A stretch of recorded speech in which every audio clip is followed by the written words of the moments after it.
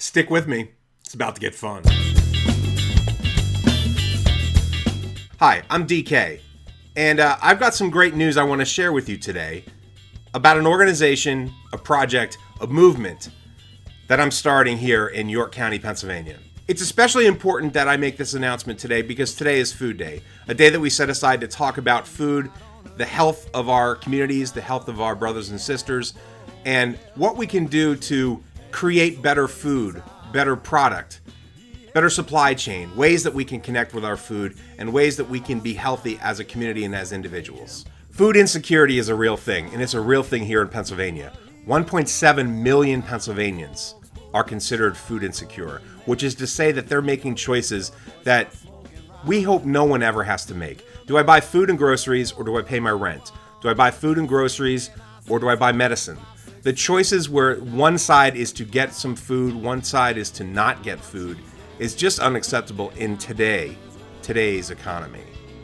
But at the end of the day, we know that poverty exists. We know that 1 in 8 Pennsylvanians are considered below the poverty line.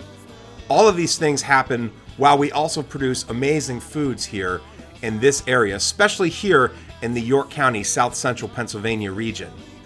We can do better. And I'd like to be a part of the help. With all those statistics, with all those stats that we know right here in our area, nationally, and also reflected here in our area, we throw out collectively 40% of the food that we produce in America. 40%. And of that, half of that 40% are fruits and vegetables. That is to say that those pieces, those fruits, vegetables, those amazing things that we throw out could be reconstituted, could be used and repurposed if we had a system in place that could help with that. Let me give you an example. Every day here in this area and around the country, we have hotels and we have restaurants and bars and we have catering companies. Any place that has food and beverage, F&B, any place around the country. Every day, every shift, food is discarded. And it's discarded because of small things. Because a catering company had a conference for a luncheon. 200 people were supposed to attend, but only 150 showed up. So 50 meals are prepared, and they're just simply not sent out. And what do they do with those meals? Most of the time, they can't do anything with them, so they just throw it away. But that was ready to eat. That was being prepared to be eaten that day by one of us in the community. But that meal is discarded. And again, it's because that's the system that we have. Some people sign up and come, and some people don't. And there you go. Another example. Every grocery in America receives their produce, receives their fruits, vegetables, receives all their foods, really, in the back. And they bring it in pallets, and they set it up, and they stage it to prepare to go out into the front, where we, the consumers, will find it. So when the tomatoes come in, they bring them out front, and they arrange them. And you know it's those piles where we're always afraid if we pull a pile, we're going to knock the whole thing down. Well, when they're putting it out, there's a quality assurance that happens there.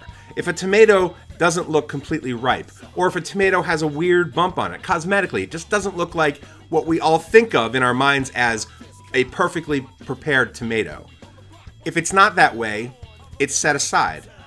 It's pulled out of the system because cosmetically, they know that us as consumers, we go through and we look for the perfect tomato. We've all done this.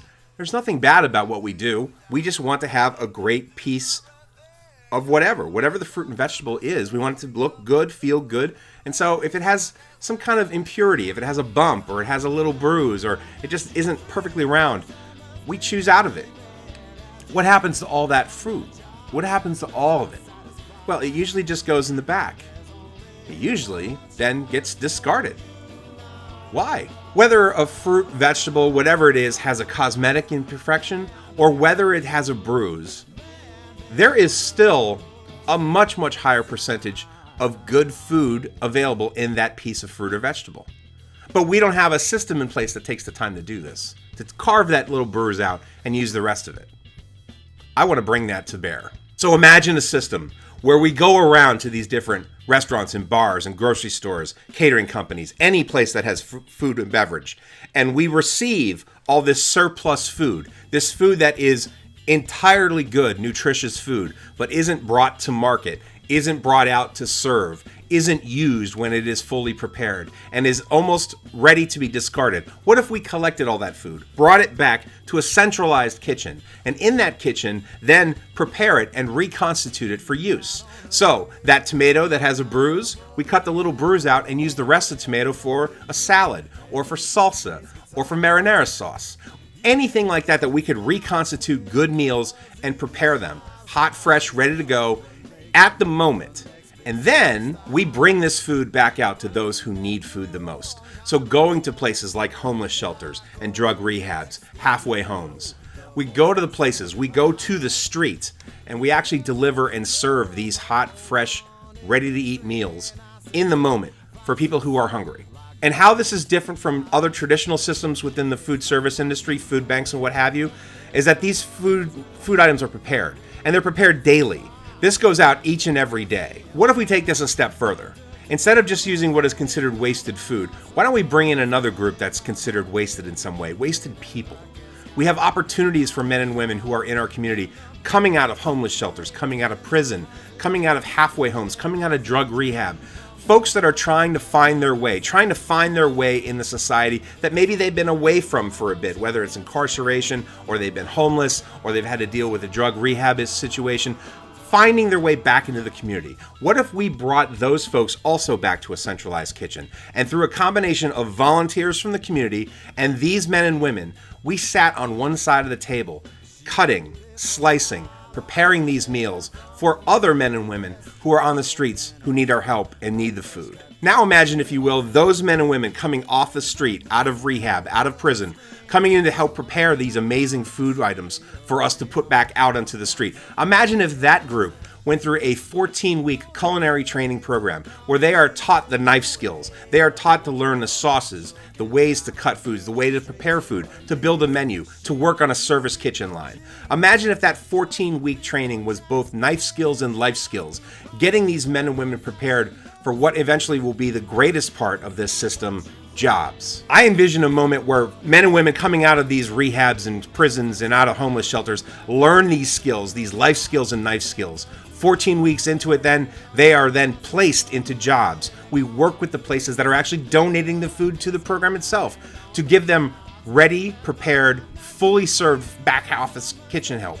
Folks are ready to be a part of a team, ready to have a job, ready to work. We're moving people away from where they are, their immediate moment of homelessness, or in a homeless shelter, or in drug rehab, or coming out of prison, moving from that immediate moment to where they need to be to build themselves up, to help take care of themselves and their family, to move them out of the cycle of poverty. Because here's something that I believe. We cannot feed our way out of the poverty cycle. We cannot feed our way out of hunger. But what we can do is provide off-ramps to the homeless, prison, drug rehab, to the cycle that most men and women who are in don't seem to find a way out. And that is through jobs, through training in jobs. So what am I proposing?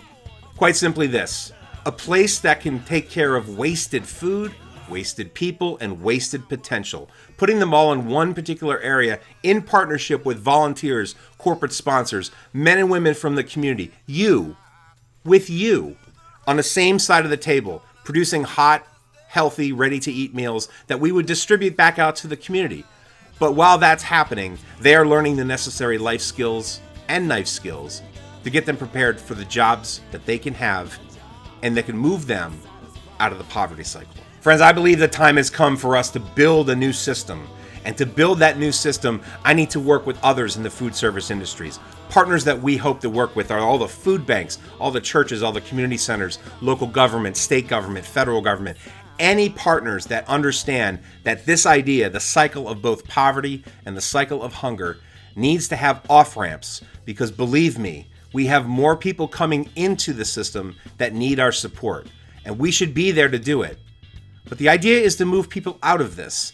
It isn't to keep them habitually into this cycle. It's to get them off-ramped and get them into a place and a space that they can feel confident, comfortable, and prepared. And we're going to do that. No more no's. No more no wasted people, no wasted space, no wasted food, no more wasted potential. From now on, we're going to say yes. I'd like to welcome you all to the York Empowerment Shop.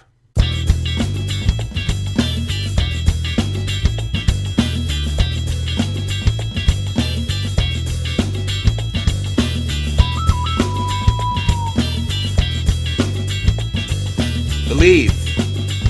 Nonprofit power.